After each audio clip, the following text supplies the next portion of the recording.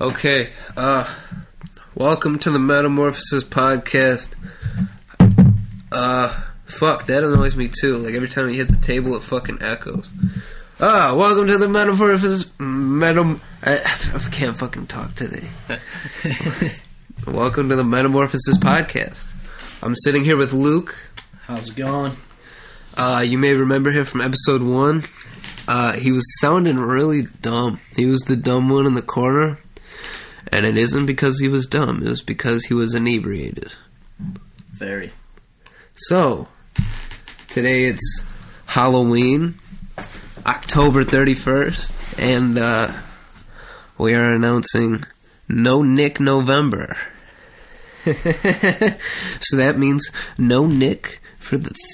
is it 30 days? 30 days. For the 30 days of November. So that includes your horrible Thanksgiving where you get pissed off and you can't stand your fucking relatives. This includes Black Friday where you're in parking lots and you're just getting pissed off because nobody knows how to fucking drive.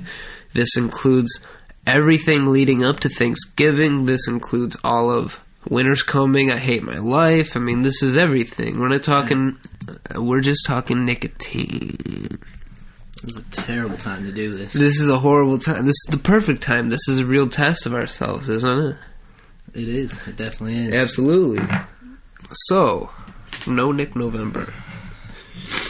Midnight tonight till midnight on the 30th. There we go. No nicotine can enter your system. Shout out to Bert for for Sober October. That's a fucking thing right there. I'm excited. There should be some good stuff coming out soon because it's the end of the month. Fuck yeah, he's gonna be drunker than a fucking skunk. What was he saying? There'd be in New Orleans or something tonight? Yeah, New Orleans tonight. He's gonna get wasted. Be beautiful. Shout out to Bert. I mean, if Bert didn't die, I assume we can do this. Yeah, he's a fucking 20-year raging alcoholic who couldn't fucking go on a plane without getting wasted. Yeah. He managed to do a month. If he can do that, we can manage a month without nicotine. Yeah. This is so low. Like, this isn't even a hard challenge. No. Just testing your self-control, really. You got a coffee cup right there. I thought this was my coffee cup for a second until I picked it up. I'm like, I already picked it up. I'm committed. I was trying to drink out of my French press. People were like, this fucking faggot. Hey, if a former heroin addict fucking is an advocate for the French press, I'm an advocate for the French press, because that's a ritualistic motherfucker.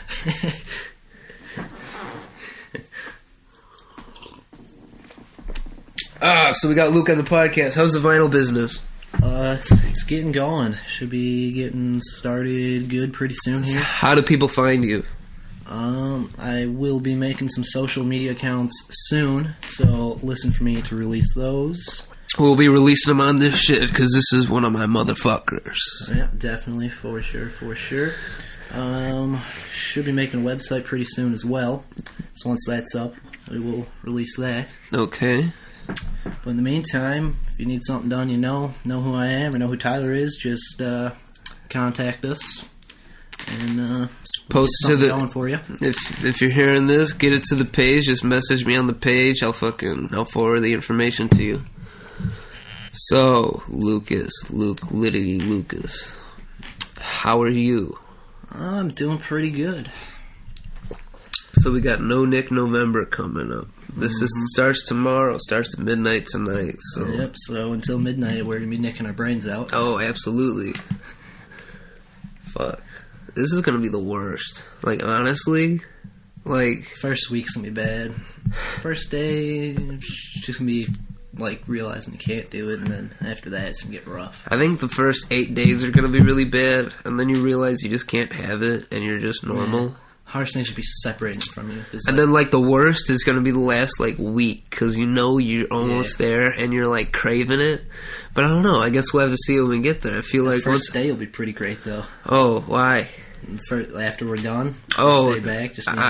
I think after this month, there's a good chance I won't really go back. That's the thing. That's But I definitely think first day afterwards, I'm gonna get pretty nicked just because I did it. Well, when I went to the Grand Canyon, I was with my grandma the whole time, and I really couldn't get away. I didn't have any nick that whole time. Yeah, I mean, a few months back, I went on a road trip with my family, and 10 days, no nick, and it wasn't hard. Like, it just... The first 3 days are brutal. It was because I couldn't have it. I had nothing with me. My family doesn't know I was doing that stuff, so it wasn't like I could just be like, oh, have a smoke. So it was, and we never really went somewhere where you could get nicotine, really. Like, we stopped at a few gas stations, it was quick and stuff, so it was like... So, like, there's no way to get away. Yeah, it wasn't, like, reasonable for me to, like, get it. Like, if it was pretty much out of reach for me. Yeah, so the availability it made it easy wasn't to there. not do it. Yeah. But now it's going to be a big thing with self-control for this month, because... You're around it all the time. Yeah. Friends are doing it, people at work are doing whatever, you know. Like, I know, it's the worst. Every time I go to a gas station or something, I'm looking at it. I got my vapes in my room. I'm going to have to look at those and be like, oh, I can't touch those. What's your plan with those? Are you going to give those to somebody, or are you just going to look at them? How much juice do you have left? Like a day's worth. I hope you finish that today. Oh, yeah, I'm going hard until midnight. Get all gone. Because Yeah, I have it, it's me too tempting. Exactly, that's I control the worst myself part. from going to get more, but if it's sitting there and I have it, it's like, oh, I can just use it. Exactly. Like, you have to dry yourself out. I think I'll probably just tuck all that stuff away and wait it out. Yeah, absolutely. You hope, right? So what's our, we gotta do, like, some sort of bet. We gotta have some sort of, like if somebody faults on it, we have to do something. Hold on, we got both of those. Keep thinking. I will.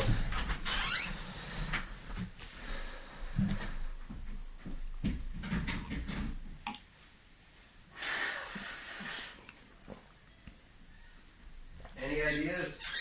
No, I'm not coming up with anything good here. Not coming up with anything good? It's gotta be something that isn't, like, monetized, can't be, like, money.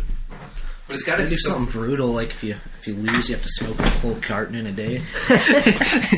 Oh, God. That'd be brutal. Or like, didn't we have that conversation? Like, smoking 3 packs a day would be horrible. Like, we did the math on it. Like, on a 16-hour day, like the 16 hours that you're awake. It's 8 cigarettes an hour. Yeah, which is fucking brutal. What's the average length of smoke a cigarette? Like 7 minutes? Yeah, so you pretty much just, one goes out, you light another. Yeah, pretty much. Like, you're smoking more than you're not smoking at that pace, which is crazy. I don't know how people even fucking live like that. Terrible. It's like, you need a fucking pack of gum. Like, a pack of gum would literally lengthen your life. Yeah, that's... That's just brutal. Like, if I have, like, go to, like, a party or something, I smoke quite a bit, like, I don't know, say 12 cigarettes one night or something. Yeah. The next morning I wake up and I'm just like, ugh. You just feel like garbage. Plus, like... Yeah, like your throat's kind of just, ugh. Like, you're kind of coughing a little bit and you're like, ugh. Like, it just, you can feel it in your system. Like, you're putting all that bad shit in your blood. Well, there's something like the combination of the alcohol plus the cigarettes. Like, it dries your fucking throat out so heavily. Yeah, like, when you're doing it, it's like, oh, yeah, this is great. And then next morning you're like, oh. Yeah, it's fucking like, brutal. you just feel sick. Yeah, like, I remember back when I was in high school when I was smoking a lot. Because, fucking, I haven't really... was it 2 years ago,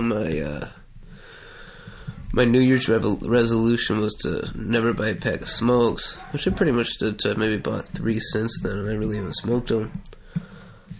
But I made that New Year's resolution, and I really stood to it. So really lately, it's just been like chewing stuff.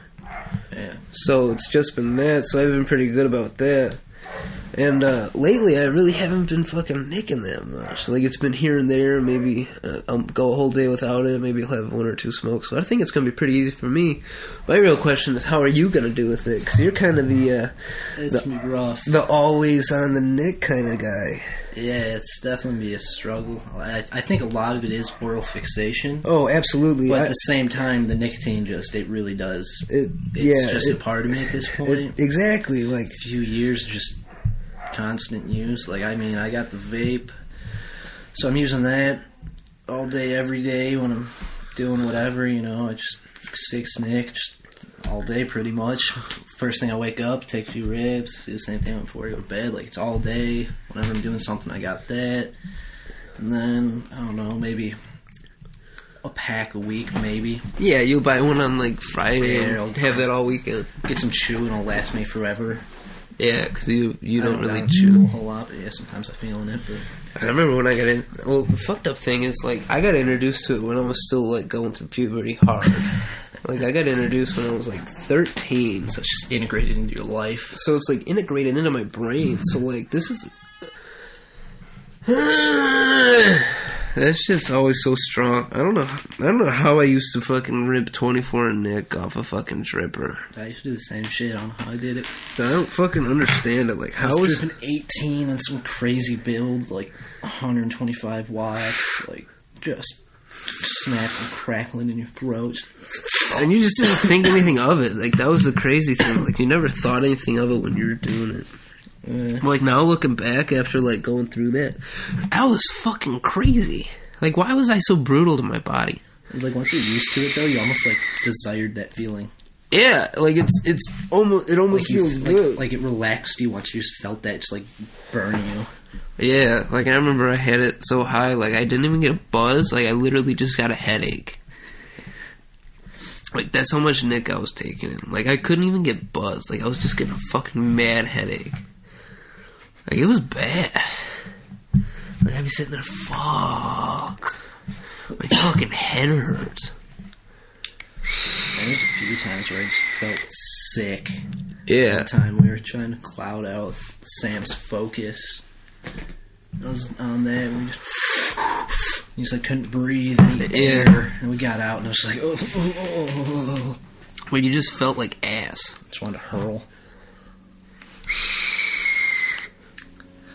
Why was this ever a thing? Like, who came up with these? I don't know. It's like, I feel like the weed smoking fucking community really took that to charge. Like, this is their shit now. Like, they just put wax in a pen and they're good. Like, I don't get it. Like, what? Dude, I love when you go into, like, a vape shop and some of the people you see in them are just so goofy. Like, you can tell they're just fucking smoking weed. Like, I remember when I went to go get my first dripper, the dude's like, what, you smoking weed out of this thing? I was like, no. He's like, good, cops will fucking pull you over because they think it's a weed device. It's like, what? They're like, yeah, they don't know what it is. This was like right when the big devices started coming out. Yeah. I was like one of the first people to hop on that, so they weren't like widely known like they are now. Not saying I'm a trendsetter, but I was one of the... Like one, like first few around here and stuff. Yeah, part of the initial before it was like a real big thing. Man. And when I got mine, it was like, I remember I showed it to Zach. Zach showed up to work. Me and my one coworker had him because apparently at the country club, like, we were like big innovators with our nicotine. So like, that was the first place I saw the pens. Like, before the pens were cool, got a pen real soon. And that was the first place where I saw the mods, right? My one boss had one, and he was fucking ripping it. We're like, this thing's awesome. So we started, like, putting my money to buy them, and within, like, a month we had bought ours. And I'm like, yo, Zach, come over. Come over to the country club. It was, like, a slow day there. So he comes over, and we get in his truck. I don't say shit. I get in the back. My buddy gets in the front. We literally, like, cloud it out in 5 seconds. He's looking around like, what the fuck just happened? It's crazy how efficient they are at doing what they do. Have you seen it where they get this fog machine and fill it with juice? Yeah, that's great. Like 600 watts, just. I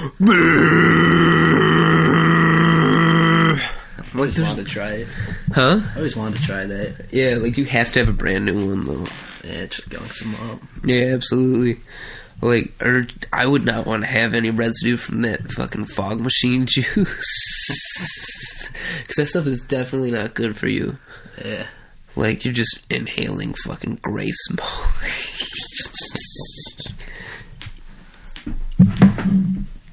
Yeah, so... No NIC November. No NIC November. This is going to be the worst. This is going to be the fucking worst. This will be bad. Lots of gum, lots of caffeine. Yes. Lots of anger. Lots of anger. Lots of anger. Oh, yeah. Gotta move that angry energy towards something good though, working out or something. Yeah, you've been skipping on me for a while. Yeah, I need to get back with it for sure. I've been like, I gotta see you back in the ghetto basement gym. Keep on like punch myself. I'm like, fuck, miss another day. I see a text from you at noon. Fuck. I'm like, did you just wake up? I was like, you're supposed to be in my house at 8. Yeah, I was up at 7:30. My alarm went off. I shut it off. And I made the rookie mistake of closing my eyes for half a second. That was all it took. That's such a rookie mistake, but I continue to do it. Yeah, a lot of times I can like just kind of sit there and just kind of just lay down and let myself slowly come to life. But this morning there was no hope. Like sometimes I kind of start dazing off, and then I'll be like, whoa, I can't fall back asleep. No, This morning it was just out. Like I didn't wake up again until fucking noon. All of a sudden I like woke up abruptly, and I was like, I'm supposed to be somewhere. Oh, shit. Yeah, that's the worst when you wake up and you know you're fucking crazy late. Because, like, that's the problem with us being young. We do not like going to bed on time. No. Like, we hate going to bed on time. It's like, I can justify being up late and getting up early, too. You're like, I can get up early. I can, too. Like, there's been so many instances where it's like, Oh, yeah, you get up off of 3 hours of sleep and you just get up because you have to. A lot of times with that, you can wake up so much more easily because you're not in such a deep REM cycle. Like you're. I don't think that's healthy, though. No, it's not healthy at all. Hey, you got a lighter? No. Yo, where's the pack? You put in your fucking. I did. Yeah. That's your pack. Yeah, you put in your. I did. Yeah. Really? Yeah. I'm a dick. Put in your cancer cabinet. Fuck. Yeah, that's bad. I gotta clean that out again. You could, like, make something out of all that. I know. Like, that's enough to make a fucking 3-foot tower. Ever seen they take the tins and they screw them to a table in, like, a beer pong formation? You put the cups in them so they don't move? Yeah. I've seen that.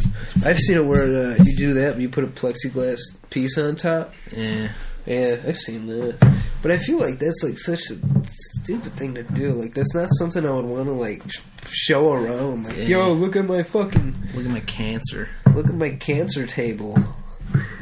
Like, it's not, like, something to be proud of. Yeah, that's one of the worst things is you can constantly, like, you know people dying of cancer and you see all these nasty things and all this bad stuff that, like, all these products can do to you. But we continue to use them. Absolutely. Yeah, absolutely. Last night I watched a video of a guy who did like some experiment where he like set up a thing with like a tank with like cotton balls in it. Yeah. And it had a pump that was sucking air through. Yeah. And a little hole there. He's putting cigarettes in and lighting it and like tested what it was to smoke 30 packs or something. It's like pack a day for a month type thing. Yeah. And he like cleaned it all out and there's just like he was just wiping his finger down like the tubes and there's just tar going and the cotton balls were like brown. It was just the grossest thing. And you're like, this is what we're pumping into our lungs. What did I do this morning on the way here? Bought us a pack. Yeah. Like nothing. Like it's I consciously know it's just the worst thing. Exactly. Like, but it doesn't stop me. It's impossible for us to put 2 and 2 together. It's have you seen, so in Australia, you've heard this, right? You were telling me this. You explain it. Yeah, so in Australia, I guess it's like $20 a pack or something, which the currency is a little different, but I want to say it's like one of their dollars is like 75 cents to us or something like that. Yeah, so it's like it's still an outrageous amount of money. It's still like at least $12, $13. Yeah, something crazy like that. So it's still like over double what we're paying. And so with the laws, all their cigarettes are locked up in a cabinet. They can't have any advertisements, like at gas stations or whatever. Like there's no advertisements for them. They're all in a locked up cabinet and you can't even see them. When they open the cabinet and there's all the packs in there, they don't have like there's no like Camel logo on it or Marlboro logo, none of that. And they can't have their own fonts. It's all the same, just standardized font, just says what they are, and that's it. And they have pictures of like dead babies or like just fucked up stuff. Yeah, like, it's like dead babies, like, lung cancer, yeah, just all this gross stuff, like a toilet full of blood, like just the gross. Wait, let me look this up. It's just absolutely disgusting, right? Yeah, and you think like, oh, like no one wants to smoke at that point. Like they make it too hard. It's expensive. It's just it grosses people out. All this stuff, like, but in Australia, so many people smoke. Like everyone there is smoking. Like it's disgusting how many people are smoking there. Wait, let's see what we can find. Yet they just make it the worst thing.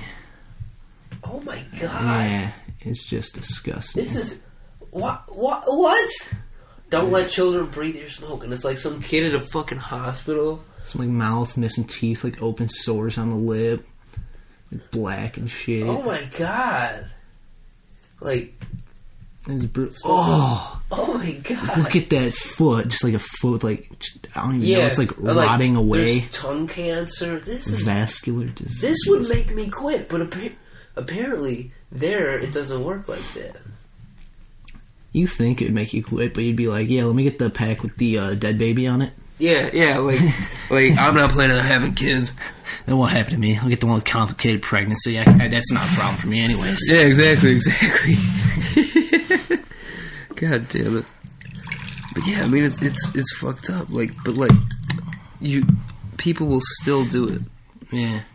It's like people say, "Oh, it's not going to be me. It's not going to be me." It's inevitable. It's going to fuck you up. Mm-hmm. Like, it's not like this is a question. This is just how it is. Even if you don't fucking die of cancer or whatever, you still it shortens your life. Suffer. Yeah, it shortens your life. You age, get all gross, have trouble breathing. Even if it doesn't kill you when you're 38 or something, in the long run, it still just destroys your life. I know, but like, it's hard. It's impossible. My grandma, she's at this point, I don't know, she's probably 75 or so. But for like longest time, like you look at her and you're like, oh, she's mid-80s. But she still walks around, does everything she needs to do. But like, she just looks so old and stuff. She used to smoke a fuck ton. Like, it's just, you're like, damn. Yeah, that's the crazy thing. Like,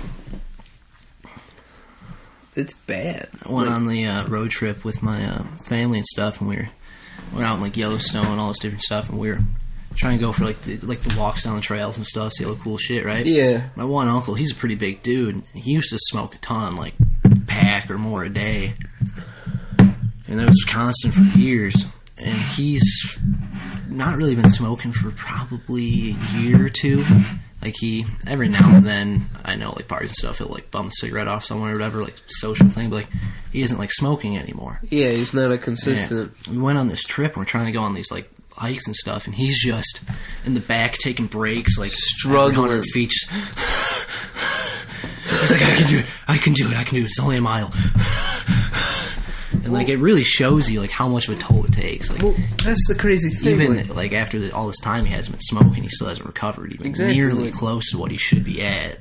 Yeah, and the body does have an ability to recover, but, like...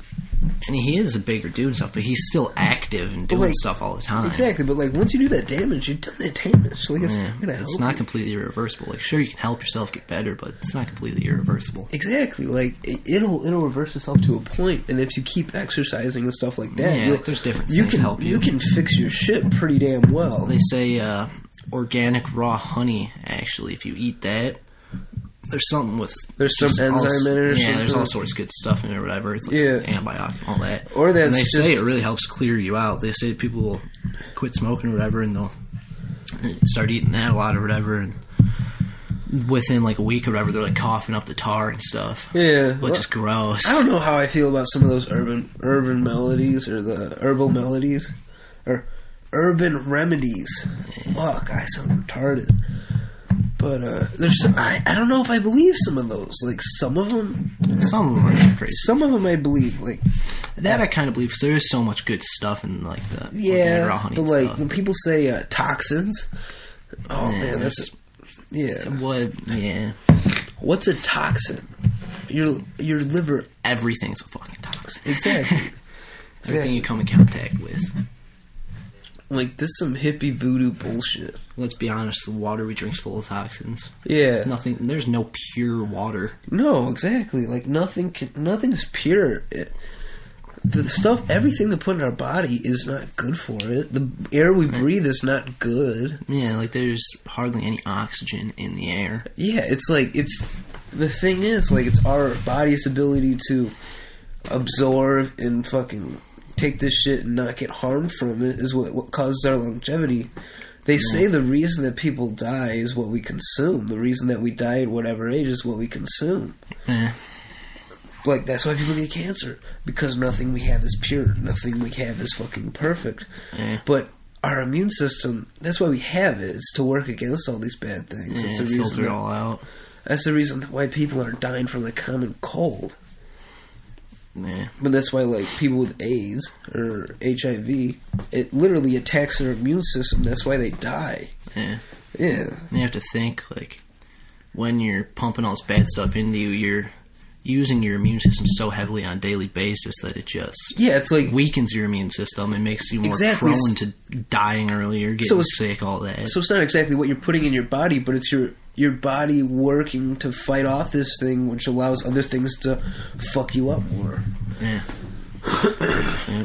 That's why a lot of times people that smoke a lot of stuff, they get sick so often. Yeah. Like, they always got colds and stuff.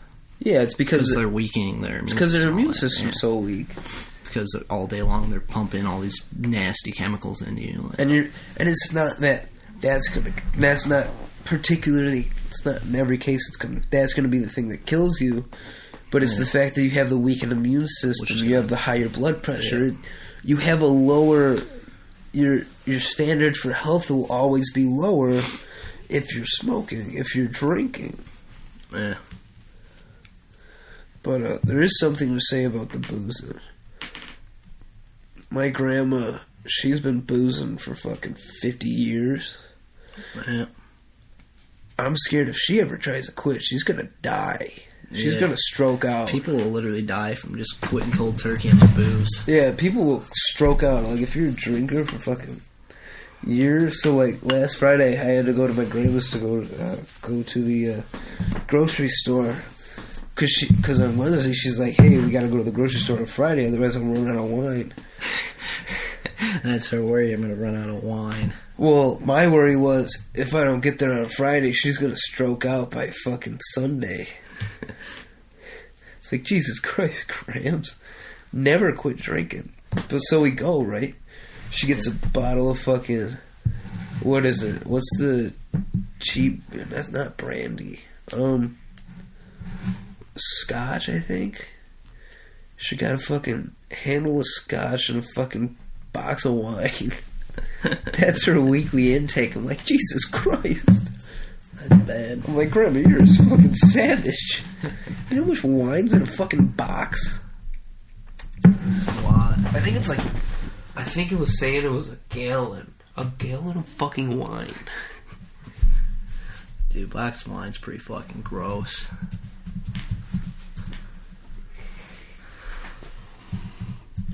How big is a box of wine?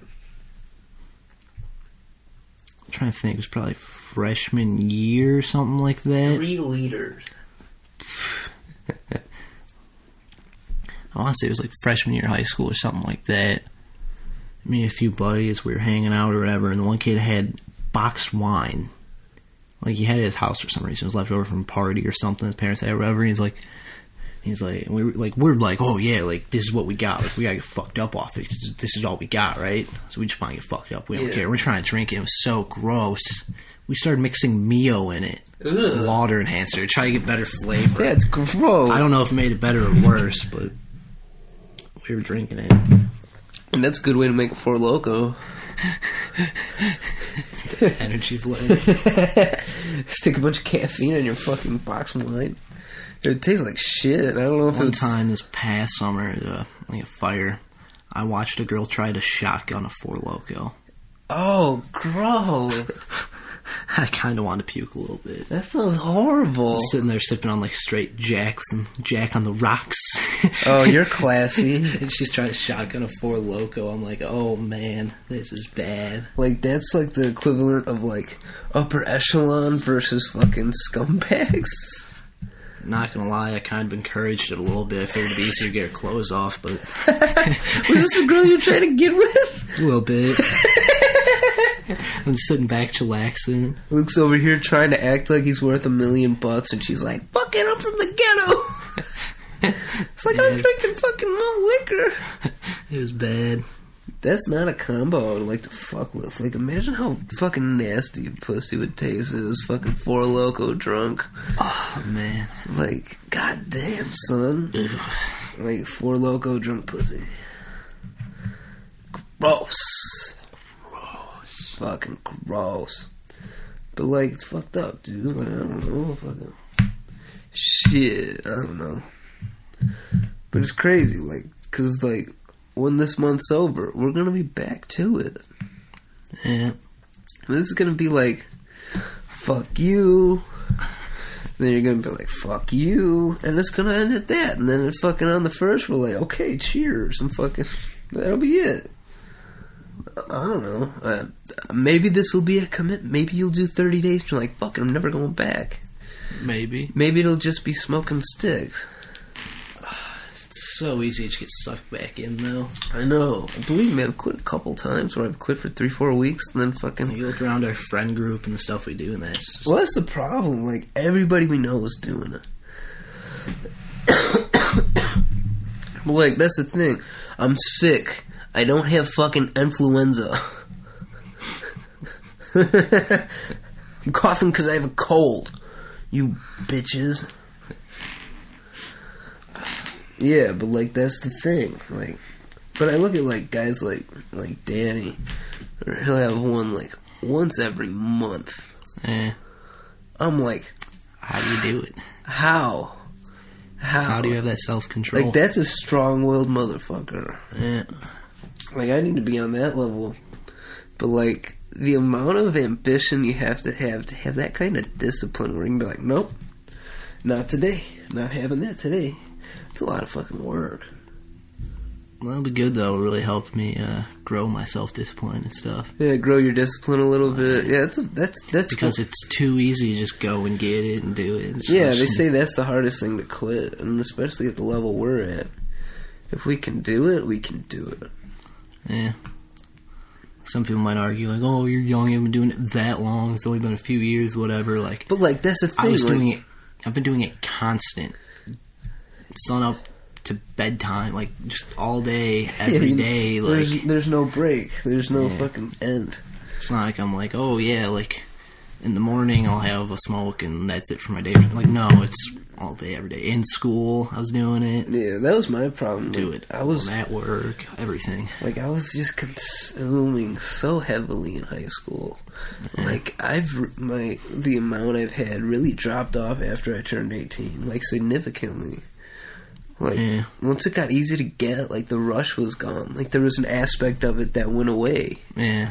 Like, it's like, oh, I'm just another adult that has a fucking problem. Yeah. Instead of, hey, I'm fucking... Look how cool I am. I'm saying fuck you to the system. Yeah. Like, there's a difference to it, and that's what gets me fucked up about it. Yeah. It's interesting. I hope that what we're doing actually fucking... Maybe some people will jump on the bandwagon. I mean, shit, we got this idea from fucking Bert. Yeah, I was just thinking the other day, I was walking around my house doing some laundry, different stuff, and I was just kind of thinking, I was like, what can I do? Like, I want to do something for the month of November, and I was like, it's got to be no something. I was like, no Nick. Yeah. So, as I'm sitting there nicking. Yeah. Isn't that the worst, though? Yeah. Oh, man. I think my mom's home. We have left, like, 8 hours or something. Something like that. Like 7.5. No, not 7.5. We got, like, 8.5, maybe. Yeah, 8.5. 8.5. Luke's like, fucking... He's like, fuck. Ooh. And I'm over here, I'm like, oh, whatever. You're not going to realize until we're, like, 3 days in, you're like... Yeah. Yeah, I don't know. Shit, that's a lot of fucking booze.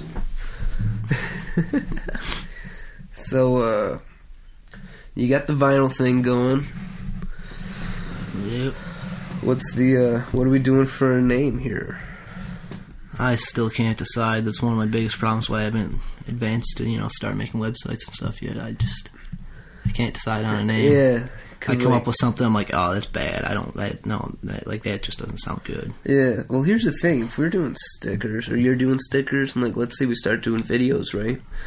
Yeah. We get a following on the videos, then that turns into we get a following on the podcast, and then that turns into... That's a lot of business, right? And then it turns into we got a following on your vinyl shit. Like, it all works together, right? Yeah. Pulling here, pulling there, and then it all goes into one. if we really tried to turn, because YouTube's never going to give us monetized money unless we get that big. But still, I mean, we talk like fucking sailors. Like, we're gonna get demonetized easily if we're not getting pulled. Like, we have the worst discretion ever. It's one of my favorite things we were talking a while back.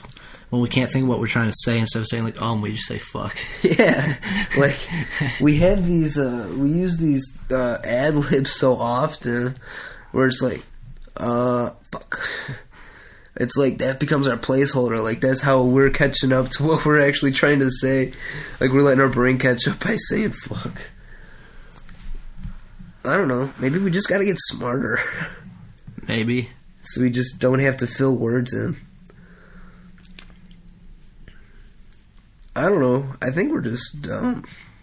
We might just be stupid. I definitely don't think we're the most intelligent. No, but we have foresight. Yeah, I mean, I don't really think I'm dumb. I just don't think I take advantage of what I got. Definitely feel like I don't communicate well. No, we're very poor communicators. I think you a little bit more than me, but neither of us are good at that. Yeah, like I got good things going on in my mind. I just don't communicate it well. Yeah, exactly. Like, I just say, yeah, that's possible. Like, my mom always says I'm, like, way overly ambitious, saying I'm gonna have a mansion and all this other stuff. She's like, you're crazy. I'm like, nah, I think I'm just, like, really ambitious. If you don't have an end goal, if you don't have that foresight, then, I mean, yeah, you're never gonna reach that point. Like, you miss you're just sitting there, like, yeah, whatever, and just live in the shithole. Like, you miss 100% of opportunities you don't shoot for. Yeah. You never know what you're capable of unless you... If you don't push for it, you're not gonna achieve it. You won't realize what you're capable of unless you shoot for the top. If you always are shooting for the top, you might not make it there, but you'll fucking get a hell of a lot. What you're capable of. The thing is, like, how good you really can do. Like, to be one of the greatest, you have to have an aspiration to be the greatest, and you have to have the ability to get there. You have to have the drive to get there. I mean, it takes both. Like, if you only aspire to be a middle-class worker, that's all you're going to be, no matter who you are. You could be the smartest person in the world. You could be the greatest computer engineer ever, and if you only aspire to get to that level where you're a mid-level employee, that's all you're going to get to. But if you aspire, you're like, hey, I want to be the greatest person ever, you're going to put the extra time in to get there. You're going to learn. You're going to get to that point where you're learning all this stuff. Because natural ability doesn't get you anywhere. It's about your drive. Even if you have this crazy end goal and you don't make it there, you're still going to make it farther than if you didn't have that goal. Exactly. Like, that's why I keep telling... I tell everybody this, though. I tell everybody, like, shoot for the stars. Like, if you don't get there, you're still going to be in the stratosphere. Man. Like, why try to be at this level that everybody else is? Why try to aspire to just be what your parents were or what the people around you are? You can go to any level you want. It's all about your aspiration and you being ballsy. Like, like if all you aspire to be is make good money and have kids, if that's what your goal is, you're like, I want to be a really good father. Good for you. Take advantage of every opportunity. But there's no reason why whatever you plan on doing, you can't be the best at it. People seem to think that, because I wasn't the smartest kid in high school, their future has already been picked for them. You don't... Your future is picked by what you choose to do with the future of your life. Yeah. I mean, just some of the people that I found. I mean, look at Joey Diaz. I mean... Man, look what he turned into from what he was. Exactly. He didn't even graduate high school. He had a cocaine problem for 30 years, but look at him 10 years after stopping, and he's been ultra committed to what he's been doing. He's putting out amazing podcasts, and he's always on time. Lee's always saying this is the most reliable guy, and Lee does stuff with everybody. I mean, he's trying to do stuff with all sorts of people. And he says Joey's the only one who shows up on time. Joey's the only one who's consistent. Because he's addicted to the process, right? He's the guy that's saying, this is what I do. If I'm going to go do sets, I'm doing sets. If I'm going on the road, I'm going on the road. I don't work Sundays because that's a waste of a day. He's committed to what he's doing, right? He's the one who's sitting down and he says, I wake up and I write every day, right? Like, That's what it is, though. That's what it is. It's like people choose to procrastinate and say, I need to do all this in one day, but if you break it up and do it every day, it doesn't become such a ridiculous goal. If you look at from the start to the end, how much work that is, you'll quit. Yeah. In anything. If you look at how much work it is from the start to the end, you'll quit. But if you look at what I have to do today, what I have to do this week, what I have to do this month, it doesn't look as intimidating. Yeah. You say, that's extremely doable.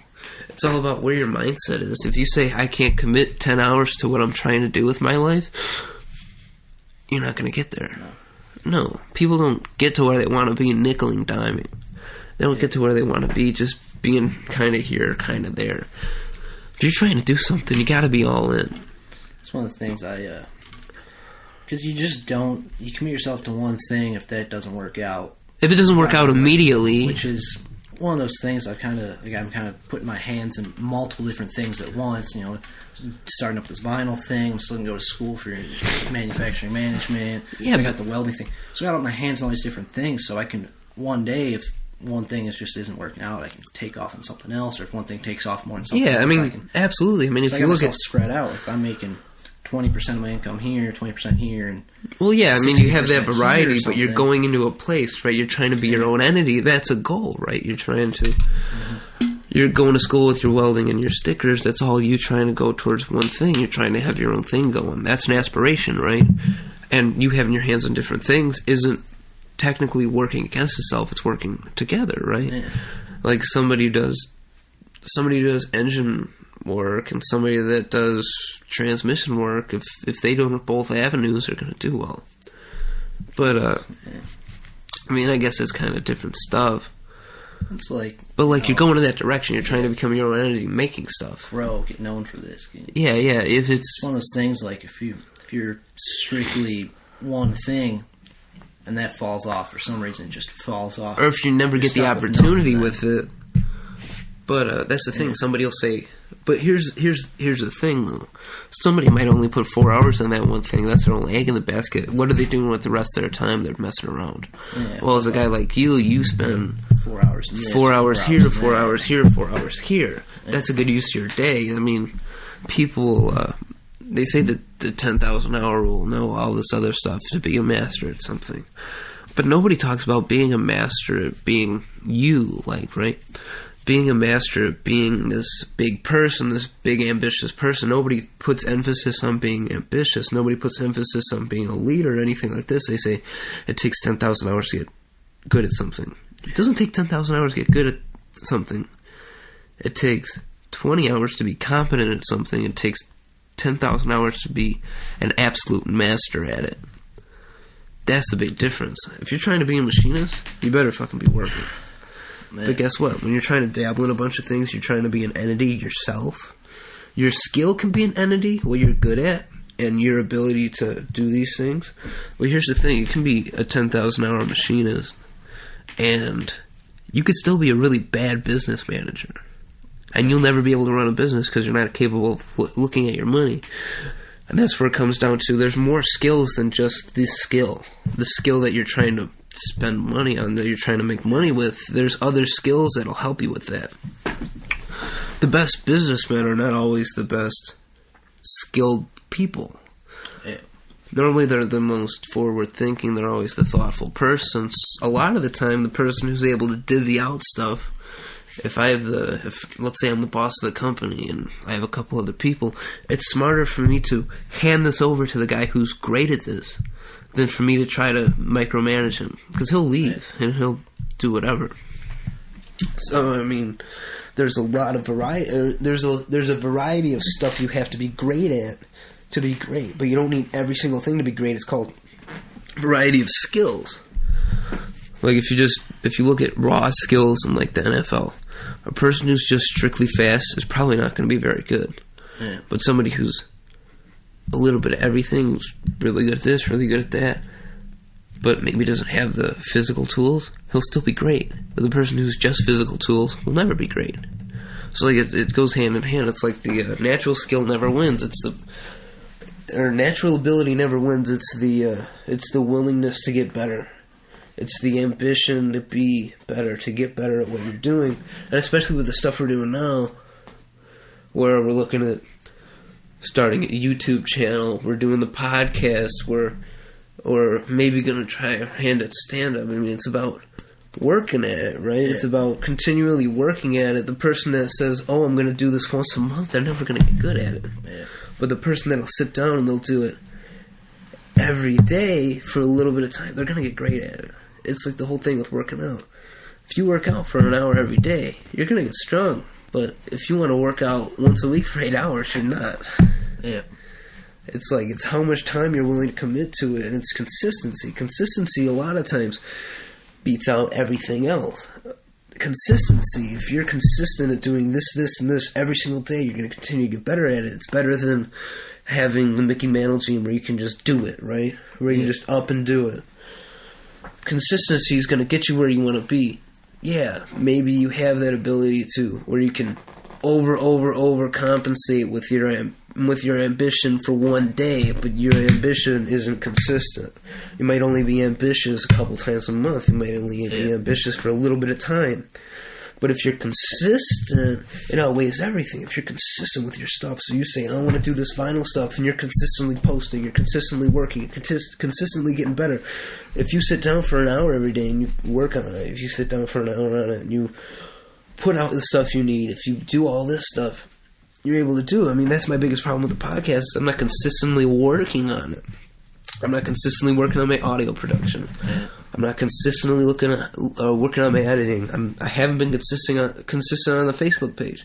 Like, those are things I need to do to make it successful. And unless I do that, I'm just never going to get there. But it's also a matter of me having the skill and putting out podcasts that people want to listen to. I could have all the production stuff locked down, but if I don't have something people want to listen to, it's still not going to get listened to. Yeah. So it goes both ways. You could be the greatest advertiser, but if you're selling generic white mugs, it's not going to matter. But if you're somebody who cannot figure this out for the life of you, there's a I'm sure you've heard of him, the famous comedian. He's not really famous. Oh, fuck. What's his name? That's the thing. Fuck. Shit. David Tell. Yeah. All of the comedians talk about him, but you've never heard of him. Yeah. Because he's only the guy who's working on the skill. He's the guy who's only doing his sets on the sets. He's only working on his jokes, and that's it. Nobody's seeing him. Whereas a lot of these other guys, like that we're familiar with, they've got podcasts, they're on podcasts, they have vlogs, they have funny videos, exactly, things, and that's what people tend to forget. There's more to it to get where you want to be. If you're trying to be a great comedian, you just need to be a comedian, right? If that's all you want to do. But if you want to be a successful, if you want to be successful with that, with your ability to make funny stuff, right? You're trying to use that to be successful. You have to be doing the podcast stuff. You have to be doing the vlogs and everything like that, because it's engaging the audience, right? You're engaging your community. If you're whoever you are, if you're Duramax tuner or you're some car company, the way that people follow you is putting out this content, right? Yeah. The crazy thing I realized after watching my brother at this company, they have a podcast. They have a person who's solely dedicated to putting out stuff for their people. Yeah, social media and all that. For their social media stuff, and they're always putting out advertising for different events, whatever. Yeah, and they're building stuff for this. They're building stuff for that. Like they build stuff to go and do these crazy events that people are going to be at and see. Exactly. They want to impress these people, get their name known as exactly. What we can do. And no matter what your entity is, you exposing yourself to everybody, you showing who you are, is almost more important than the actual product you're putting out. They go hand in hand. If you have a great product, the people will come. But if everybody knows what your product is and they all know it's great, they will come in groves. Yeah.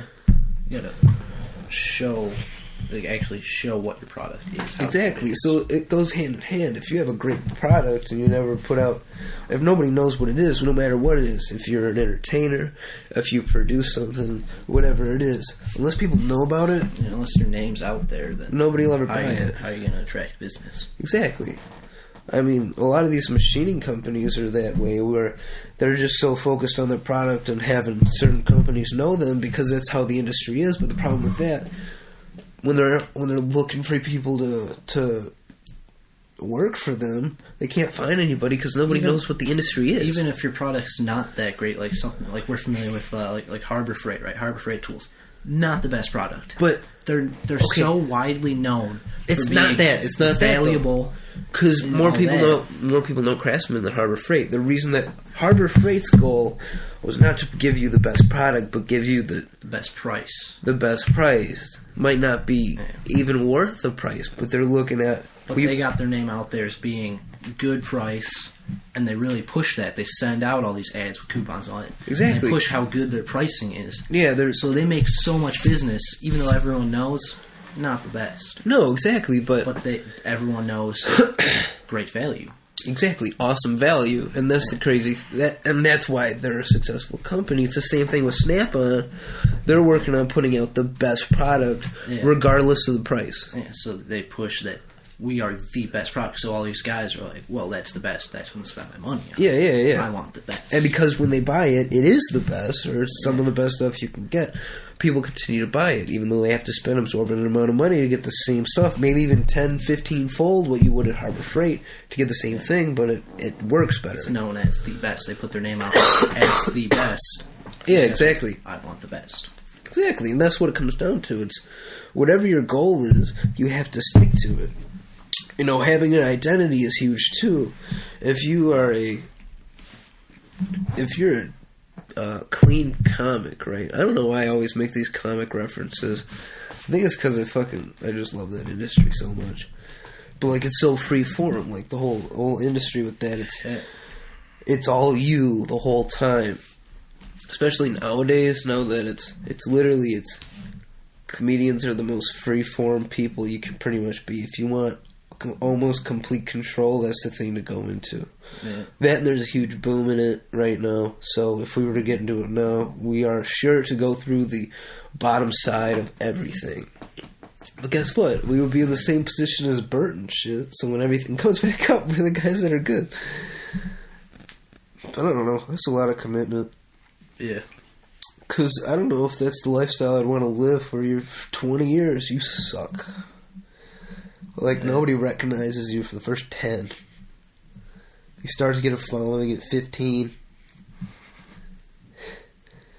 And you're not, like, known until you're in your 20 to 25 years. Yeah. But, like, once you're there, you're there. The lifestyle works, too. Like, I love the lifestyle. Yeah. Like, that would be legit. Great lifestyle. Go here for a couple days and home for a week. Yeah, a couple days, home for a week. Especially with like me, like I have no ambition to have kids or get married. Yeah, that would be great. That would be great. Because like it would literally, what we do now, literally what we're doing now, we just do forever. Yeah. Like I love that. I'm able to wake up at 9 o'clock and be like, huh, cool, I guess we're starting the day. I can stay up till 2, 3 in the morning.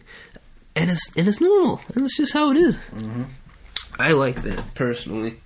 I like having free range in my day, but I also like... But the thing that I'll hate about it, I hate being broke. Yeah. I hate pinching pennies. Like, Joey talks about it all the time. He's like, yeah, I remember I had the one car, the fucking chassis broke. I had to get a bus home.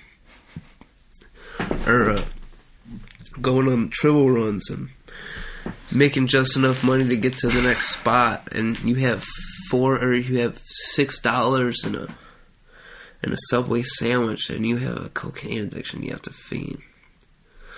Like, that sounds horrible. It sounds fucking fun though. I don't know. It'd be an interesting go at it. But I don't know where the sustainability would be. I don't know what's going to be coming in the next 10 years. But here's the thing. If you look at what's going on with YouTube and stuff like that, those when you become your own entity, when people want to watch you, it doesn't matter what form you're on. If you're the certain people that are TV stars because they knew somebody, that's going away. Yeah. Nowadays, if you're entertaining, if you're just flat out entertaining, it works. It happens. It works. Yeah. But it's also about being able to market yourself. It's being able to make the connections and grow, right? There's musicians out there who are great, but they only have a couple thousand followers on SoundCloud. And that's probably all it'll ever be. Yeah. Because they were never able to grow as an entity. That's all they are. That's all they existed as, is this couple thousand subscriber guy on SoundCloud. So it's interesting. So it's interesting to wonder what the future holds. What we should be doing. Because is it going to be that in 20 years the only way to really make great careers is in entertainment? Because automation has taken over just about everything else. Mm. I mean, you look at a lot of the things that are being put out, the only thing that robots are really bad at is being funny, being entertaining, all that kind of stuff. But what robots are really good at are producing things. What's America great at? Producing things. In the late 1800s, early 1900s, was it 70% of the country was farmers? Now it's less than 1%. Just right there. A little bit over 100 years, boom. Went from 70% to 1%. What is it? Driving is the number one employer of white males, right? Yeah. All those jobs are going to be gone in 20 years. It's going to be all taken over by autonomous cars. Mm-hmm. People say, no, my dad's as big as fucking... He's saying, like, none of this stuff is going to happen. Like, the TV's like new age shit. Like... It's gonna happen. That's a scary thing. It's inevitable. He's like, oh, it's not working. They'll never let... And... I mean, I can't say that their time estimates and everything are right. Well, I think it will happen. They're saying in the next 10, I'm saying in next 20. Yeah, 10's kind of pushing it. Because they've always been a little slow on what their estimates actually are. Yeah. But I'm thinking, like, in the next 20 years, all those jobs will be replaced, right? So all our friends that are looking at driving jobs are screwed. Yeah. Anybody who's our age that's looking for driving jobs are screwed. Mm-hmm. They should not even be considering it because the future's not there in it. Yeah. Unless they plan on working on these, which that would be mechanic jobs, which are going to stick around, but eventually will be replaced too.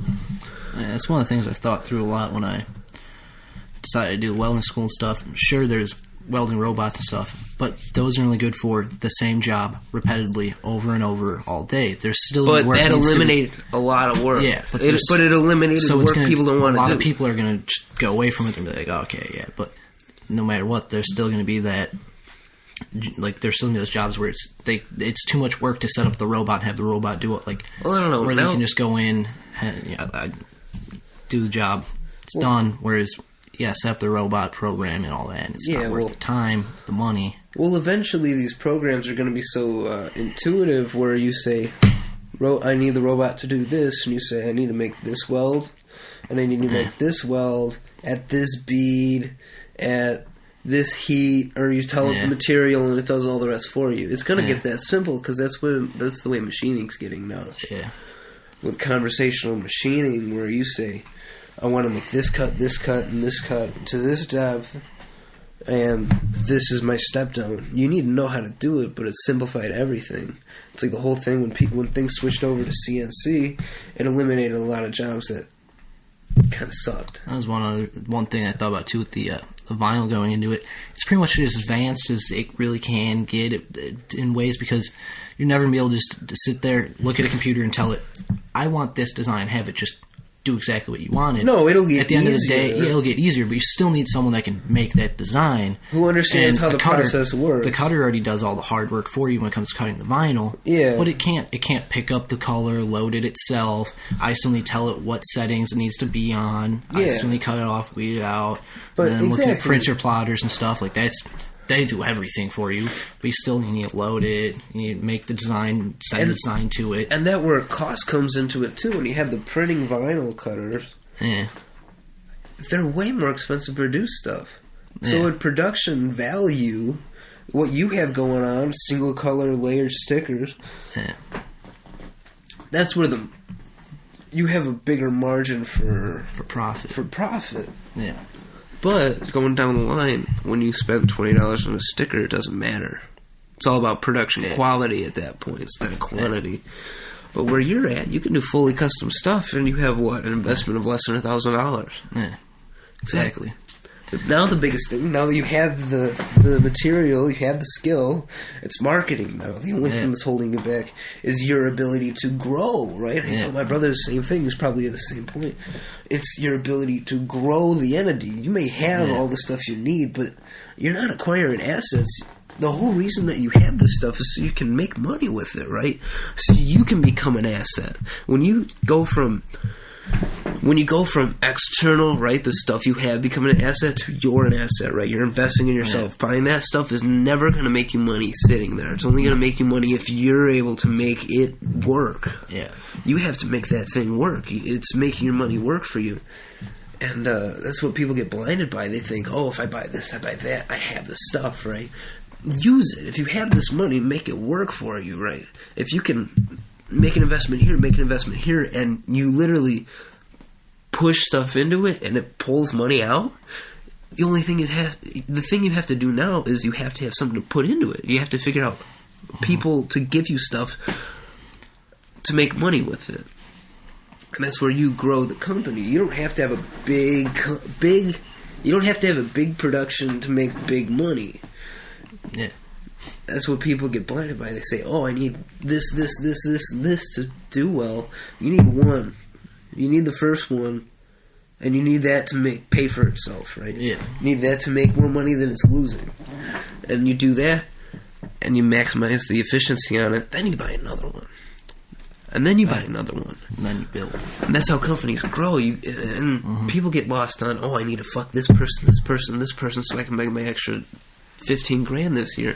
Yeah. How about this? You make all those people happy, and you just buy more machines. You grow the company even more. Someone, like a lot of these people, they think the startup, they're like, oh, I need to start up with all this stuff, and then they're all this money in debt, and they're struggling to make that money back because nobody knows who they are. Yeah. Which is why you start small and you work your way up. Like exactly. I got a good cutter, but I could have spent 12 times as much on a machine. I could have spent so much more money. I could have made sure I had a place like an actual building to do it in. I could have bought all the stuff, but I started minimalistic. I've got a workbench in my room. Yeah, I've got the cutter. Like you're in your room with an investment of less than $1,000. Yeah. That's a risk that most people are willing to take, because most people spend that kind of money on an RC car. Yeah. Yeah. Me. Yeah, you. But like at the end of the day, this falls through. I don't want to do it anymore. Cutter's still worth some money. Yeah, you could sell it and maybe lose a couple $100. Yeah. That's it. Yeah. Hold that up. I gotta pee. Dun, dun, dun, dun, dun, dun, dun, dun. Welcome back. So what do you want to do to your neighbor? Oh yeah, explain your costume. Oh jeez, the costume. Oh man. Alright, so it's pretty much like a black onesie with a skeleton print on it, but the catch is he's got an extra bone in his body that's in a particularly sexual area. It's a fucking boner. Yeah, it's a boner on the bone, man. It's got like this pump system where you squeeze this pump with your hand. It makes the thing like perk up and get all happy. Just like flop her up and shit. It's pretty classy, really. Don't have a lot of use for it, but God damn it. Find something to make worth my time. Yeah, absolutely. How could you not? That's fucking awesome. So what are you gonna do? You're gonna go down to your neighbor's house? I don't know. I was thinking about it. I don't know. My dad said something stupid yesterday. I don't remember what it was, but it was like, I don't know. I just want to fuck with someone, kind of. Happy Halloween! Smack the bowl. Puts the bowl out towards you and just smack it in disguise, so he has no idea who I am, and just run. And I'm a kid dressed up, so he can't like tackle me or anything. Happy Halloween!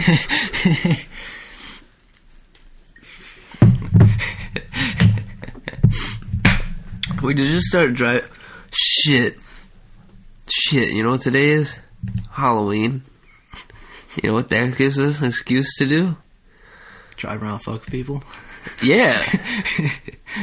Put on fucking helmets and try to race everybody. Just creeping behind children as we're walking through neighborhoods. Just dark, no lights on.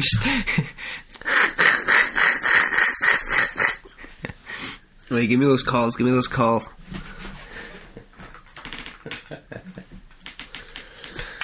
Just be sitting in the woods.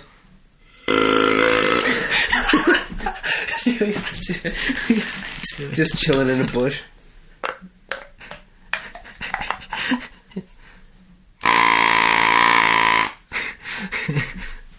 That'd be great. Like, we'll just be sitting there, right? We'll sit somewhere, like, secluded, like, over by your bush. Is your dad... Who's doing the trick-or-treating at your house? Probably my dad. Probably your dad. No one really comes to my house, though. We don't... Like, there's not a lot of little kids in the neighborhood, really. Really? Yeah. I feel like there is, though. They just... I don't know. Like, every year we maybe have one or two people come. I think last year we actually didn't even have a single person come. Really? Yeah, but it's weird, because... if you drive through the neighborhood, that's the crazy thing. 5 o'clock or something, you drive through the neighborhood, there's kids riding around on their bikes and stuff. Like, I think they go to the rich neighborhood across the way. It could be. Well, what I always did was, right on the other side of the neighborhood there's the townhomes. Yeah. I would always go in there on Halloween, because it was so efficient, because it's house right next to house, right next to house, right next to house. Yeah. It was so efficient. No long driveways, anything. Like, you just fucking kill the game. Well, that's the crazy thing about that whole neighborhood in an evening, and hit some of the houses like on my block. I hit that whole thing in the 4 hours or whatever I went out. Well, that's the crazy thing on Halloween. Like, we allow kids to go door to door. Like, how do kids not go missing on Halloween? Oh, they do. It's not a huge epidemic around here, though. Yeah, I guess that's true. But, like, still, like, that's crazy to me. Like, we just allow that to happen. Like, I can't believe that. Like, you know how many creepy people are out there? There's a ton. A ton, exactly. There's always houses and stuff I was scared to go up to. I was like, oh, I don't know about this guy. Like, this guy seems kind of creepy. There's one house every year, I remember. This guy, like, went hard with Halloween. He'd always do something crazy, just scare the shit out of you. Yeah. Like, the one year he had, like, all these, like these, like, weird, I don't know, they were, like, fucked up football player type things, or something, like, scarecrow type things, like lined up in his driveway, right? And they're all just standing there, and, like, they're fake or whatever. But he was one of them. He was actually real, and you stand there dressed up as the same shit. So, like, you weren't expecting it. You're just walking by. All of a sudden, he just walks out behind you, and you're like, he would scare the shit out of you. Every year he did something to just scare the shit out of you. Like, that was so cool. Yeah, exactly. But, like, now every year you walk up to that house, and you're ready. You're like, this guy's gonna fuck me up. But, like, that's the crazy thing, like, you hope that guy doesn't get sued by somebody. Yeah. Like, somebody's bound to sue him. If I went out or something, I want someone to do something crazy. I want someone to come up behind me and grab me or something. But with all these fucking pussies these days, you go up and grab some kid and they're like, start crying, and their mom's like, I'm suing your ass. You can't touch my kid. Like, that's the crazy thing. Like, it's like he didn't harm you or anything. Like, it's Halloween. Come on. Like, that's one thing that bugs me like crazy. Like, you can get sued for anything. Like, people are so willing to pull out a lawsuit on somebody for no reason because they want money. Like, that pisses me off. Like, hey, I don't want to work a job. I'm going to sue somebody. Like, and lawyers are all down for it because it makes them money. Yeah. Weren't we talking, like, last week of when kids come trick-or-treating your house, like, have a single Starburst out of the package and, like, put it in their mouth? Like, open up and, like, stick a single Starburst in their mouth out of the wrapper. Like, there you go. Like, that would be that'd be a really good way to get a lawsuit. What'd you put in there? Nothing. Well, the whole fucking neighborhood's tripping. That'd be a great trick. You just get some generic fucking candy and just drop acid on it. You know what I want to do? I think it'd be funny as hell. They make, like, they call them, like, bomb bags or something. It's like a bag that's got some sort of chemical reaction where you break a thing and it, like, grows and then, like, pops and it's, like, really fucking loud, right? Yeah.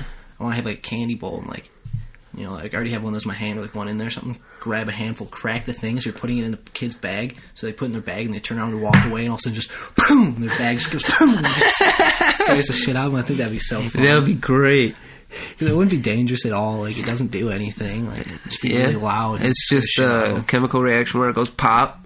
Yeah, it just be creates hilarious. some sort of reaction where it just builds up pressure and then just breaks open. It's like fruit. Looks like a fruit snack bag, pretty much. And just, it's like a foil bag, and just builds, and then just pop. I went to Michigan with Will and them a few years back. There was like a general store there, and they had them, and we kept buying them and doing dumb shit. We go in like the bathroom, like throw them under a stall or something. Like, that's awesome, dude. How about this trip? Are you excited?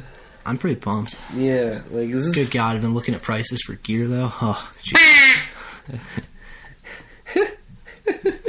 It's not cheap. It's not cheap to get into it.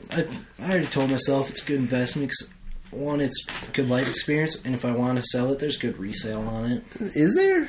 I was looking like used stuff on Craigslist. And, board and bindings that's in good shape. Guys are getting like $300 for them. I'm like, well, how much is to buy new shit versus used stuff? Depends what you're looking at. I haven't compared like this exact product used to the same exact product new, but well, that's what I'm wondering. There's such a variance in prices. There really is. I can spend $300. I can spend $800. Yeah. Well, that's the crazy thing. Are you ready to take this caller? Okay. Well, we have a phone in right now. Phone in? I'll have to call him back because I'm not allowed to call. I'm not allowed to answer calls. I can only make them. It's because your phone's a pile. Because my phone is a pile. I know. I need to fix it. Oh, it's such a hard thing to justify because it does work. At the end of the day, it gets the job done. Hello? Who you with? Luke. Oh. Oh. What's up? Let me get in. I'm in like in the hill right now. Ben, I'll call you when I get into town. Okay. Alright, bye. Bye. Well, that wasn't as long as I was hoping it would be. That was a somewhat pointless phone call. That was kind of a bummer. So what were you talking about? Oh yeah, snowboards. Yeah, but like snowboard stuff, I mean, it's I wouldn't want you to get in too far. Like, no, I'm don't spend like too much money, but like there's something like that's gonna work. It's something like something I'm gonna enjoy. It's something where it won't break or something. It's good enough for what you're doing, but it's not. Yeah. It's not poor. It's not too poor where it's gonna fall apart on you or break, or it's not gonna fit you right or something like that. Because that's a huge thing about it too. You have to have something that fits, something that works for you. I was actually thinking about the other day.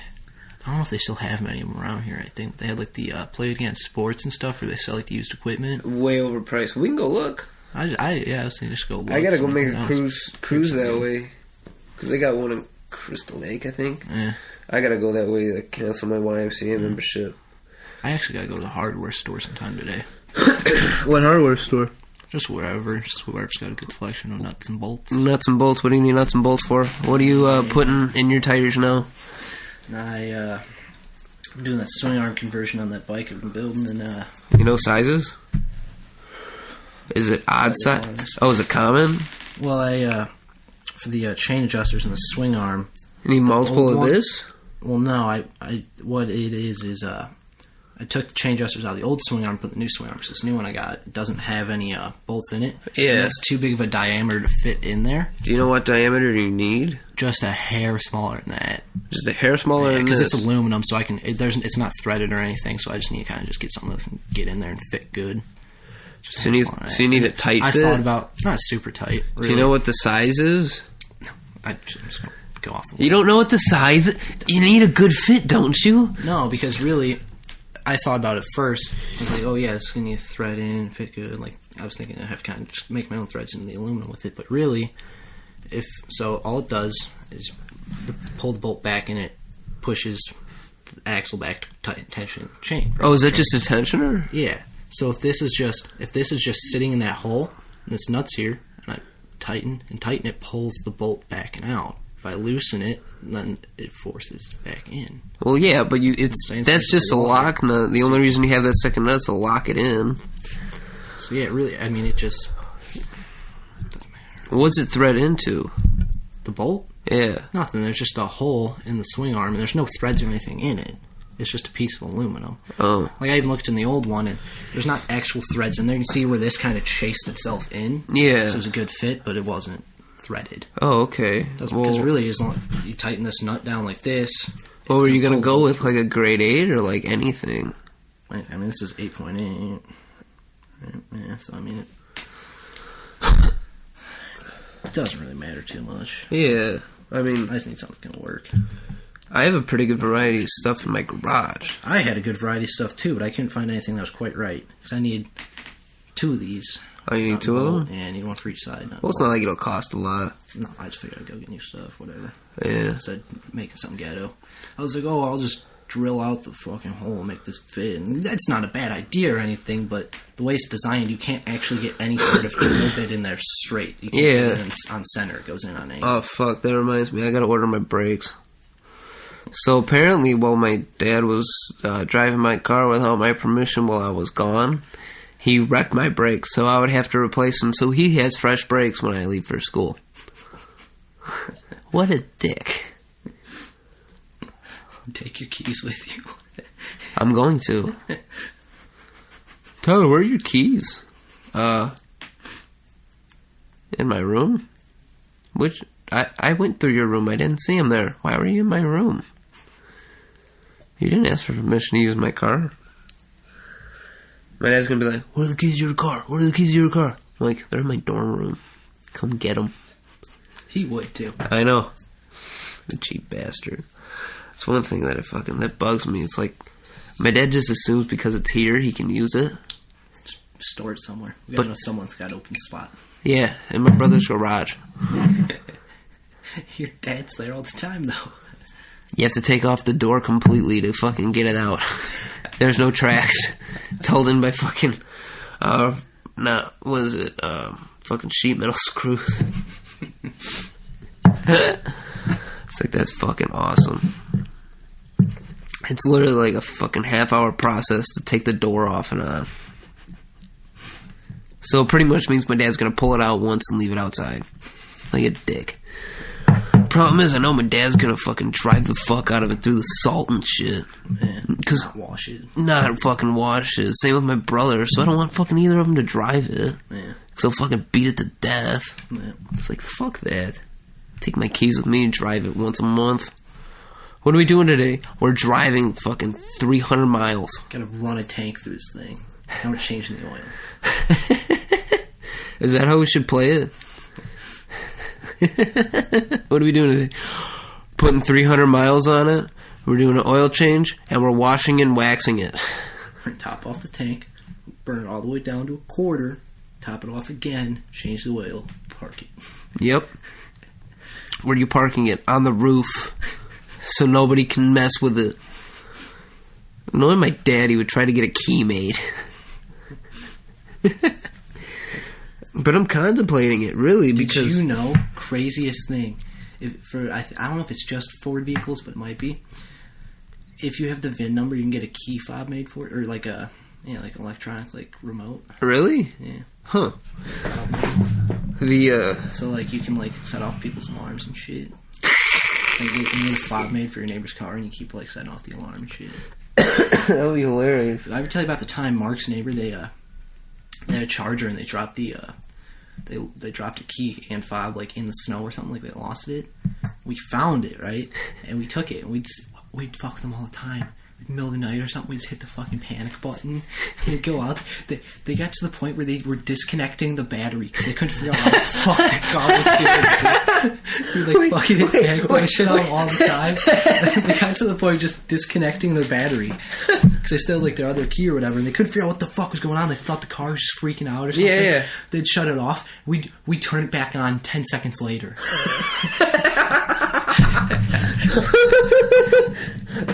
No. You fucking with me, right? No. I think they still got the key somewhere. It's the funniest fucking thing. Oh my god, that's great. Can we do that? Yeah. It was hilarious. That's fucking It hilarious. was 1 in the morning. We just set the panic button on. You're just torturing these fucking people. You just see the lights come on. They go outside. They turn it off. As soon as they go back inside, turn the lights off. An hour later, you do it again. We had too much fun. Like, they seriously got to the point where they just disconnect the battery at night. And then they see you guys in the window laughing. They couldn't see us, dude. It's so funny. That's horrible. God damn it, Luke. You're the fucking worst. I'd tell you about the time we took his mom's truck and we went to his grandpa's house in Woodstock to do a wheel bearing on it for her. I think it was wheel bearing. Yeah, we did wheel bearing. And on the way back, we stopped, did some stuff, whatever, and got food, blah, blah, blah. We picked up some reefer off a kid, right? So we picked the stuff up, and it was reeking. Like, it was just in a plastic bag. It was reeking. So we get home, we parked the truck right away, and we opened the garage. We put it in his toolbox, and his mom hears us in the garage. So she, like, opens the door into the garage. She goes, "Are you fucking kidding me? In my truck?" She's like, "You were smoking in my truck." Mark's like, we actually haven't even smoked it yet. It was one of the funniest things. Like, she just opens the door. "You were smoking in my truck? Really? Really?" Mark's like, "No, we haven't even smoked yet." She's like, "Well, where is it?" And he's like, "I'm not telling you." He's like, she knows, but she's like, I don't know where it is. She don't give a fuck. Seems like she didn't care at all. As long as you're not, like, irresponsible about that stuff, she doesn't care. Yeah. The one thing, like, she would not tolerate, like, cigarettes and stuff for one, but vapes, like e-cigs and stuff, she, like, every time she calls something like that, she was like, "There's new technology, it's gonna kill you, you can't be doing that." But if you want to fucking smoke some drugs, she's all good. She's like, "Yeah, that's cool. She's like, "Kids were doing that in my day, and I don't see them dying." If you want to drink a little, she's alright with that. Just don't become an alcoholic. That's awesome. Fucking jealous. She's like, "I don't care." Yeah. Yeah.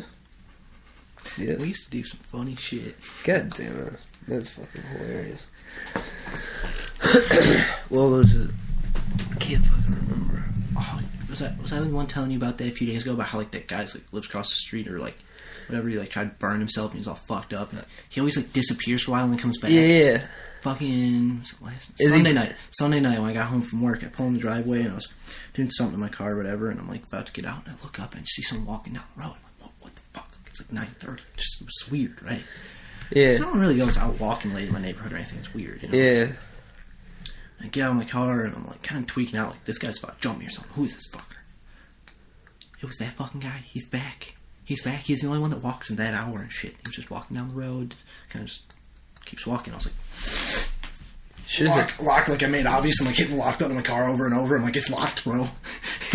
He's just "Hey, what's up? How are you?" I don't know. I wonder why he goes on those late night walks. I don't know. It's weird. He's always going for walks and shit. Yeah, I've never seen him though, and I occupy your neighborhood pretty often. He always walks down my street, like, through that little, like, path at the end, goes towards 176. He always walks down there. I don't know where he goes though. I think he goes to McDonald's or something. I don't even fucking know. Really? I don't know what he does. Where does he live? He lives, like, a couple houses down from you? Like, it's so directly across from, like, my driveway. It's just that line of bushes, and then there's, like, the person's yard on the side of that. Go down, like, not towards the end of my road, but, like, where you pull onto it, like, going down that way. Yeah. It's, like, the first driveway across the street on the other, like... Oh, really? Down, yeah. Okay. So, it's like, right there. Yeah. It's like a yellow house. That's weird. I wonder why. Maybe it's... Are you sure? Shit cars and stuff. Yeah. Sounds right. It's probably why he's walking. Yeah, it's so weird. He had a car for a while. Yeah? I don't know if he still does. It was like a fucking, like, 98 Galant or something. Just beat to shit pile of crap. Not even a desirable car at all. Yeah. It was, like, no exhaust on it. He just he would always drive like an ass too. He'd start it up, he'd pull out the driveway and just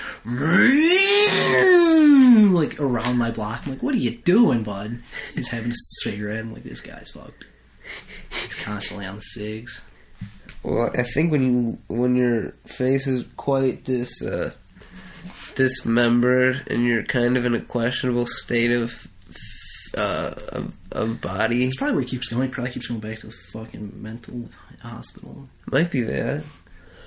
Something, I don't know. It's so weird because every time he comes back, he just goes on about life and like he's leaving the house all day and stuff. I'm like, Yeah, I feel like they should be keeping tabs on this guy a little better. maybe he's going to the hospital. Maybe he has medical problems. Could be. I don't know. I like how we just assume he goes to jail. Like periodically, just he went to jail for 3 months. There's always fucking cops over at that house. I swear to God. Well, they might have mental problems where he started freaking out. Could be. And he goes on the walks to keep his stuff normal. I don't know, man. It's weird.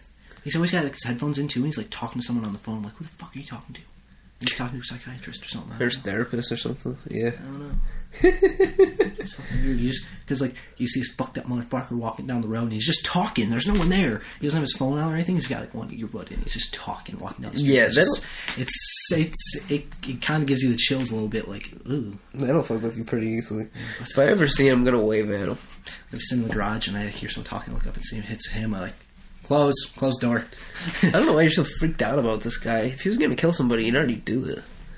He wouldn't be walking the streets, Something especially weird looking about like that. If he was wanted, he wants to act nonchalant, you know. He's trying to act like there's nothing to worry about. yeah. But if he's wanted, when you're all disfigured like that, people are gonna find you. Yeah, there's just something giving me chills about him. Well, like the reason Donner was so successful, guys like that were so successful, was normal. because they look normal. What was it? Donner was a contractor. He was a construction contractor. He just made his money that way. But he just cooked people up for fun. Yeah. Or was it Dahmer or was it... Halloween party I went to, there was a guy fucking... He was all dressed up. He had like the chef pants on, like the chef coat and stuff. And he put duct tape here. It said Chef Dahmer. Like a bloody knife he's walking around. Like, you're fucking good. It was good though. That was good. I like that. Well, that's the crazy thing. Like, growing up, like... What was it? Me and Ben were doing a bunch of research on this. Not research, but we were looking at it. And we looked up the biggest list of serial killers. So, like, all the ones from the United States, it was from the 70s. Like, strictly. Like, eerily. Like, they were only in, like, that era. Like they all, like, started, like, either in, like, the late 60s or early 70s.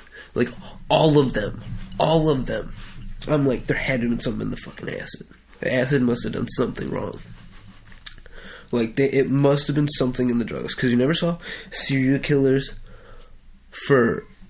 in the 80s and 90s, except in Colombia, because Escobar. Like, there's multiple serial killers that work for Escobar. Like, like, absolutely. Like, not a doubt in my mind. Like, they were affiliates of Escobar. Like... It's so satisfying when, like, threads are good. And they just spin. Those are sloppy. They are pretty sloppy. That's like a number 2. Ooh, that's bad. There's, like, some good movement there.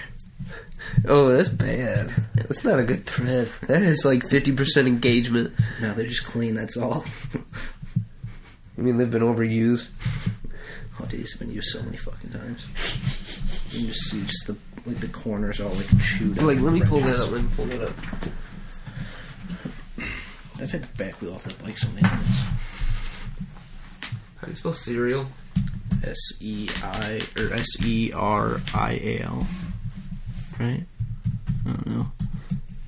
Oh, it's cereal like S-E-R. Yeah, like a serial number. Yeah, I thought it was cereal like eating cereal. Like to keep a serial number of their deaths or something. Cereal like for breakfast. Serial killers. Most killed. This is such a bad list to look at. Who do we got? So let's go country. Is Dexter on there? Wait, why isn't it showing? That was a pretty good show for a while, and then it went downhill. Just too not good. Gary Ridgway, proven victims 49, possible victims 71 to 90 plus. God. He was from 82 to 2000. Ted Bundy 74 to 78, 35 confirmed, 36 plus. John Wayne Gacy 72 to 78, 33 to 34 victims, 34 plus victims. And they make it seem like it's impossible to make one person just magically disappear. Yeah. It's not that hard. No, That's it's not. what's scary. Holy shit. These guys are making, 50 people fucking disappear. Here's another one from the United States. 68 to 73, 29 plus. Another one from the United States. 1971, killed over 25 people in a year.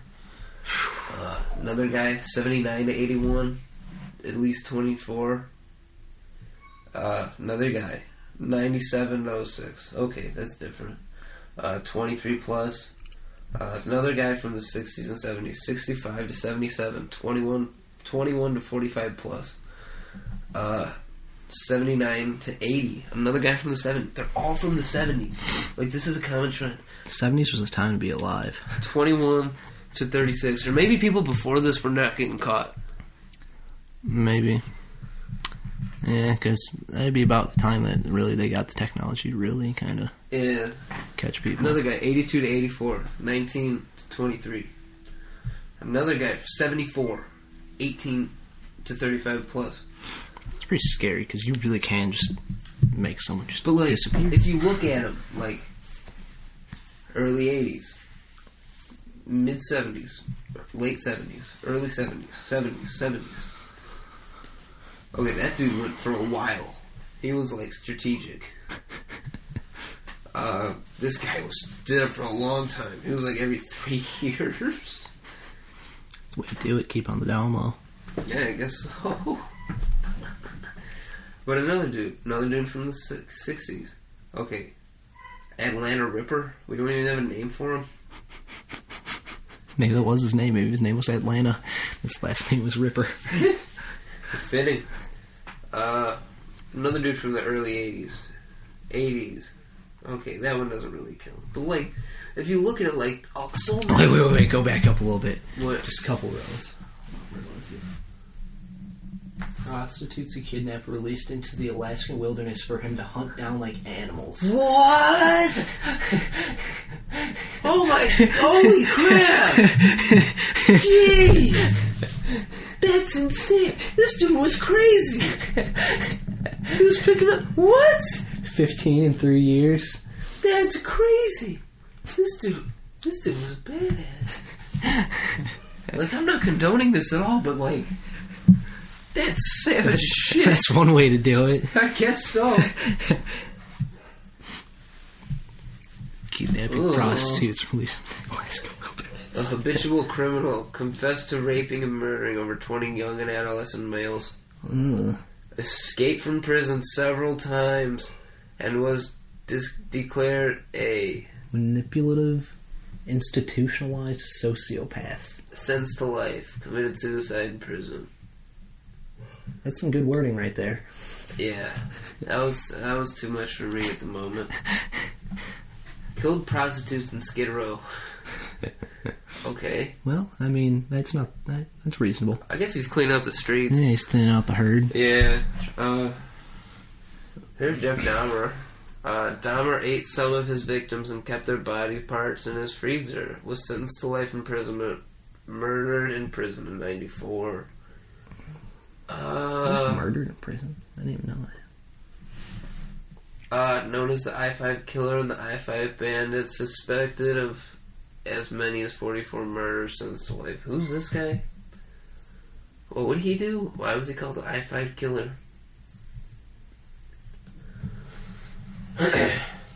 Oh, man. There's so many freaky people out there, man. What a great topic for Halloween. Yeah. Absolutely.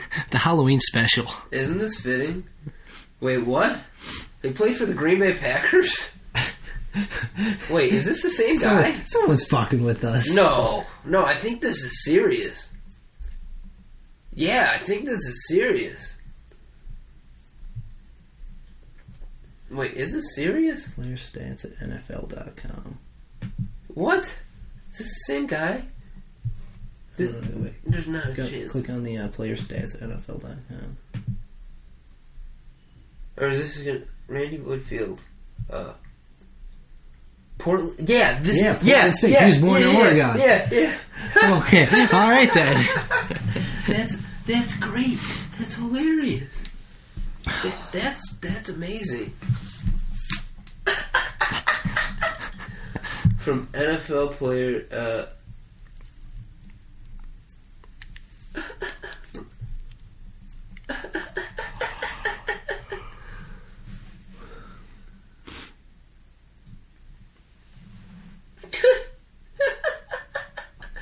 That's hilarious. That's amazing. From NFL draftee to... this was definitely from CTE. This is definitely from head trauma. Head trauma definitely fucked him up. Like, this is definitely head trauma. That is hilarious. This dude's on the all-time, like, most murderous people. Like, look at this dude. So this dude was putting knives to women's throats and telling them to suck his cock. Like, he could have just, like, said, suck me off. Oh my god, that's amazing. That's amazing. What?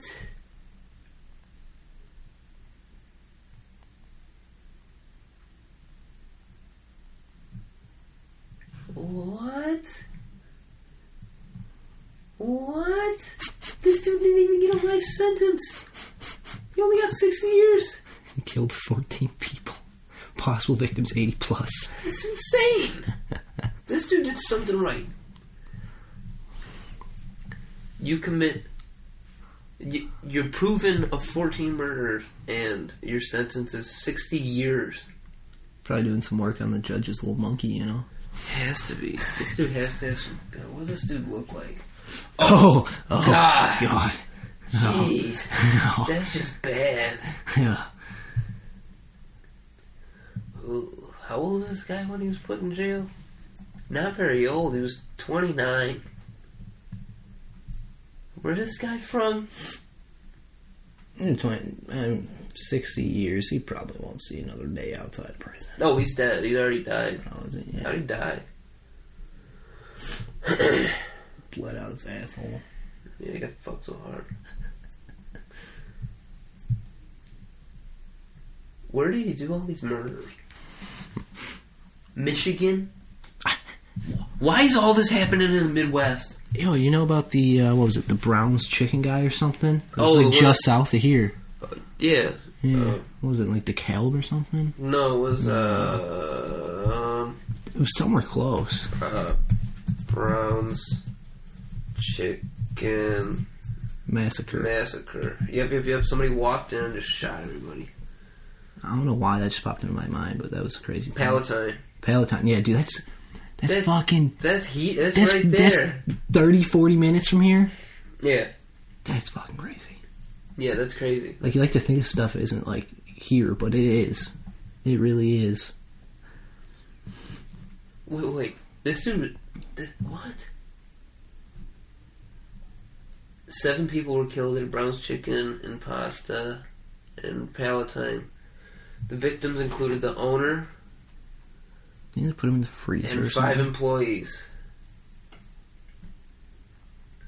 Holy shit. The assailants stole less than $2,000. Oh, you could have just asked for it. I need to go to jail for grand theft. Armed robbery. Oh wait, 2 of the owner's daughters... 2 of daughters were scheduled to be at the restaurant that night, but happened to not be present at the time of the killing. A 3rd daughter, Jennifer, was later elected to the Wisconsin State Senate. She's got a political agenda, I'll tell you what. On March 2002, more than 9 years after the murder, some broad came forward with her former boyfriend's DNA.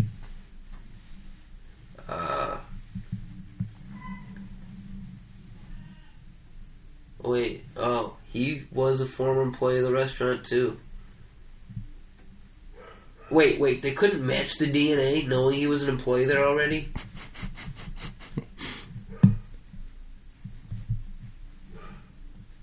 Wait, what? Wait, DNA samples from him, saliva from a piece of partially eaten chicken found in the garbage during the crime scene investigation. The chicken was kept in a freezer for most of the time since the crime. Ew! That's some old fucking chicken. Guy was just eating chickens, he was murking these fuckers. Put in his order first, wait for his food, and started fucking them up. Testimony at trial. Got my order wrong, fuckers. For several days after the discovery, was allowed to thaw several times for examination and testing, in the hopes of an eventual match via increasingly sophisticated testing methods not available in '93. Wait. They convicted this guy from saliva on a piece of chicken.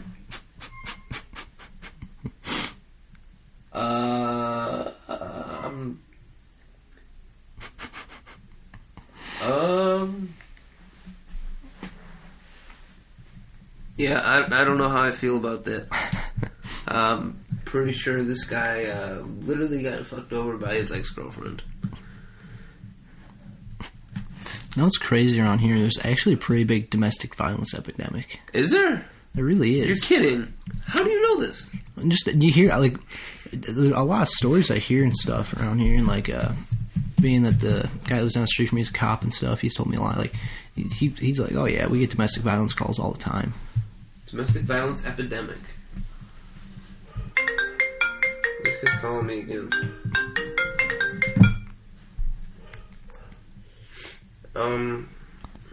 What? Wait, you're really? There's actually, this is the thing? Yeah, it's pretty big. Wisconsin State, so it's pretty close to here. What do they have to say about it? A silent epidemic is raging around us, and result of tens of thousands of injuries throughout the state and has claimed lives of 58 Wisconsin civilians last year alone. There's a guy not long ago, literally, like, jeez, right up the road from my house, like, literally, like, right down the road from Danny's house, guy, like, shot his wife or something. Wait, what? He shot his wife? Yeah, it wasn't all that long ago. I think that's what it was. Really? Maybe she shot him? No, I think he shot... There was some sort of domestic, like, murder that was, like, literally, like, right in town there, like, right down the road from Danny's house.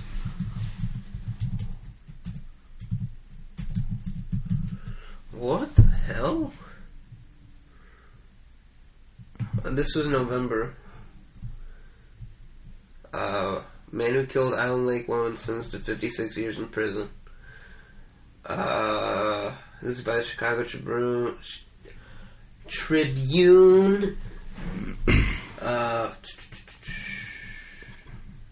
Was found guilty by mentally ill in the 2014 death of Karen Schiavelli, 40.